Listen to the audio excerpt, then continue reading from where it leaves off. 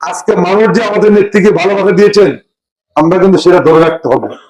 আমাদের নেত্রীর মৃত্যু যে আমরা যে শোক, আজকে আমাদের এই শোককে আমাদের শক্তিতে রূপান্তরিত করতে হবে এবং এই নেত্রীর আদর্শকে বাস্তবায়ন করার জন্য নেত্রীর অসমাপ্ত যে কাজ রয়ে গেছেন সেটাকে এগিয়ে নিয়ে যাওয়া আমি মনে করি আমাদের প্রত্যেকটি লোকের দায়িত্ব।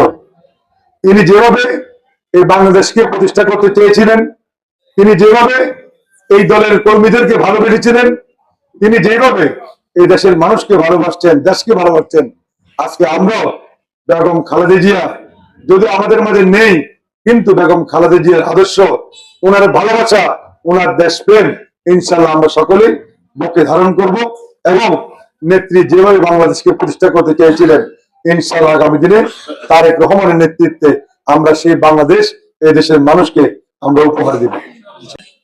আমরা নেত্রীর মৃত্যুতে আপনারা সবাই বিভিন্ন জায়গায় কোরআন খতম করেছেন, দোয়া করছেন, দলীয়ভাবে করছেন, ব্যক্তিগতভাবে করছেন, সবাই করছে।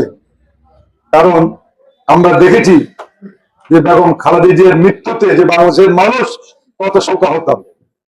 1 কোটি 1.5 কোটি মানুষ পুরা ঢাকা শহর সেদিন মানুষ জমায়েত হয়েছে।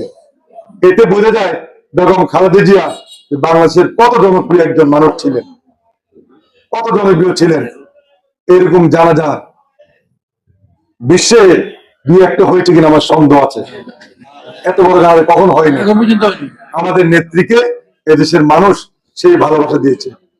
আজকে মানুষ যে আমাদের নেত্রীকে ভালোবাসা দিয়েছেন, আমরা কিন্তু সেটা ধরে রাখতে হবে। আগামীতে আমরা মানুষকে সেই ভালোবাসা দিয়ে তাদেরকে আমাদের ধরে রাখতে হবে।